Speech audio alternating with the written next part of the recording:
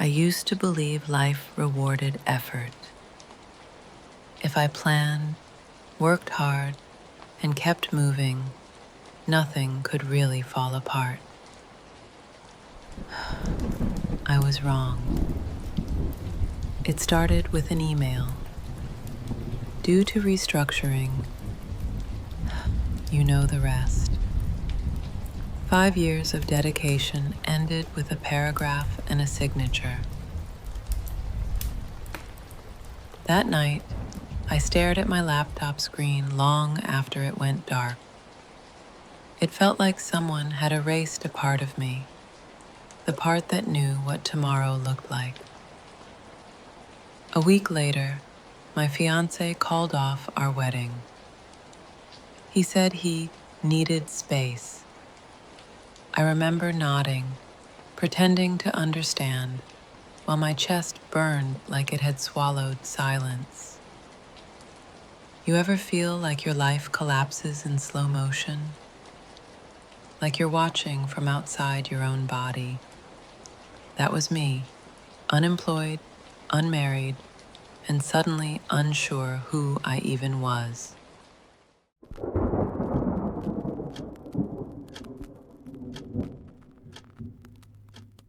2 months later, the migraines began. At first, I blamed the stress. Then the doctor said it was something else, an autoimmune disorder, my own body attacking itself. I guess even my cells were tired of fighting. There's something cruelly poetic about losing health when you've already lost everything else. It's like the universe whispering, "Stop trying to control me." Days blurred, nights stretched. Friends stopped calling as often, and I stopped pretending I was fine. One night, I sat on the bathroom floor, clutching my medicine bottle, not because I wanted to end it all, but because I didn't know how to keep going.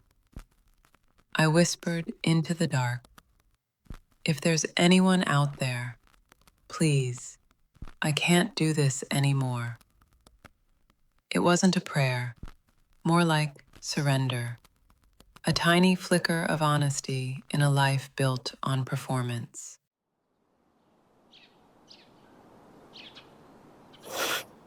The next morning felt different, not better, just different. The world looked the same, but something inside me had stopped fighting. I walked outside barefoot into the backyard. The grass was damp with dew, the sky gray but gentle. For the first time in months, I wasn't thinking about fixing my life. I was just breathing. And in that breath, I felt something. Not a voice, not a sign, but an undeniable, quiet presence. Like someone was sitting beside me saying, "You don't have to hold it all." Maybe that was faith, not belief in a system, but trust in a mystery bigger than me. That day, I wrote in my journal, "Maybe the point isn't to rebuild what broke. Maybe the point is to learn who I am without it." That morning didn't change my circumstances, but it changed me. It was the first time I realized peace doesn't always wait for things to get better. It sometimes meets you in the ruins. I started waking up earlier, not to check emails, not to plan my next step, just to sit. At first, it was awkward. Silence felt too loud. My thoughts ran wild, asking, "What now? What's next? Who am I without all that?" I used to think stillness was laziness, but stillness is where truth hides. One morning, as I watched the sunrise, something simple hit me.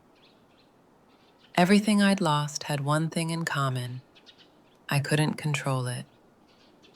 And maybe, just maybe, control was never peace. Peace was learning to sit in the unknown without needing to fix it. So I stopped fighting the silence. I let it teach me.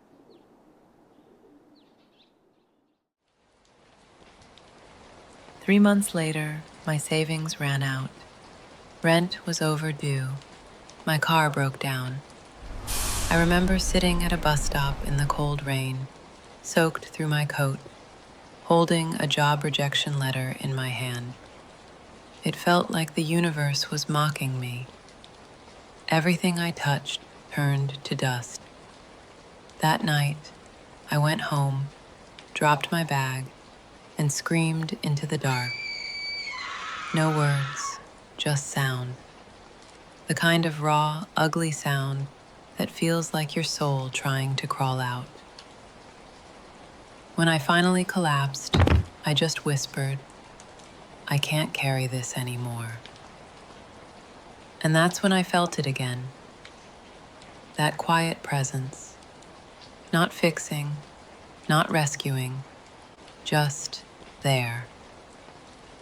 I realized healing didn't start when life got better. It started the moment I stopped pretending I was fine.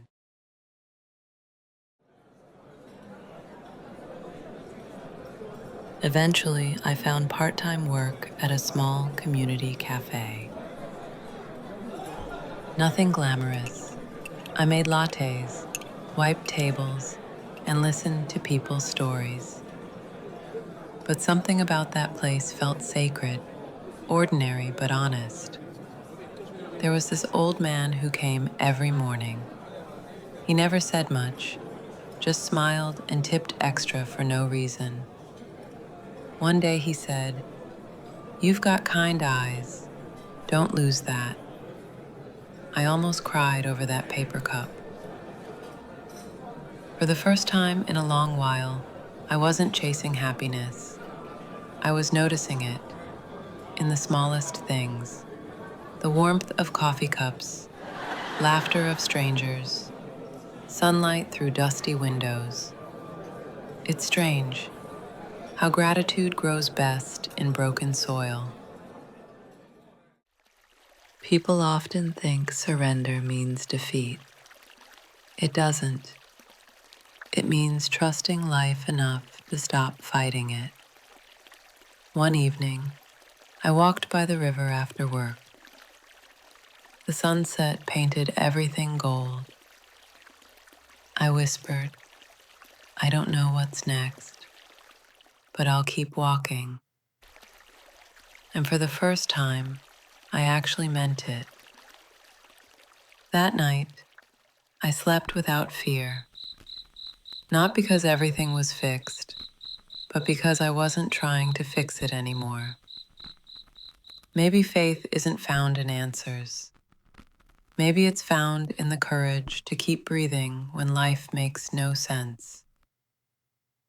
And maybe losing everything wasn't punishment. It was invitation. By then, I didn't need miracles. I just needed peace. And that peace came not from getting everything back, but from realizing I already had enough.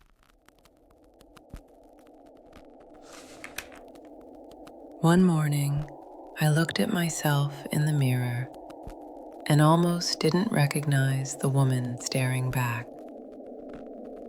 Not because I looked different, but because I finally looked alive. There were lines from crying, yes, a few scars from exhaustion. But behind all that, I saw peace, the kind that doesn't need proof. For months, I kept waiting for the old me to come back, but she never did. And I'm glad, because she was always rushing toward the next thing, always terrified of stillness. Now, I see someone softer, slower, someone who trusts that even the broken pieces can belong. Life didn't magically transform after that. I still had bills, still felt lonely sometimes, still faced uncertainty, but it didn't scare me anymore. Because somewhere along the way, I stopped asking, why me? And started asking, what is this teaching me? It's funny, peace doesn't arrive like thunder. It slips in quietly during the dishes, the morning walks, the small moments where you realize you're okay. One day, while serving coffee to a new customer, I caught myself humming. Nothing special, just a song I used to love. But in that small sound, I felt gratitude. Gratitude for breath, for work, for another sunrise I didn't think I'd see. Maybe that's what faith really is. Not in heaven or miracles, but in the simple belief that light always finds a way back in. A year ago, I thought losing everything was the end. Now, I see it was the beginning. I still don't have everything figured out, but maybe faith was never about figuring things out.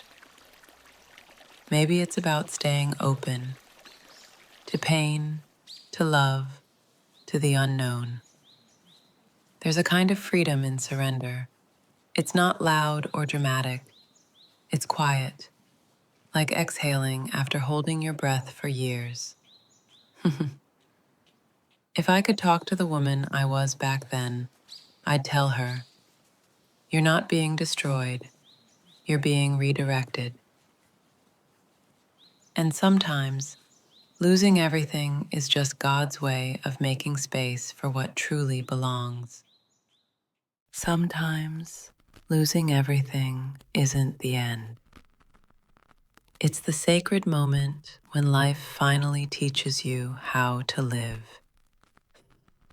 Because faith isn't about holding on. It's about learning to let go and trusting that what's meant for you will never need to be forced. I lost everything and found peace instead.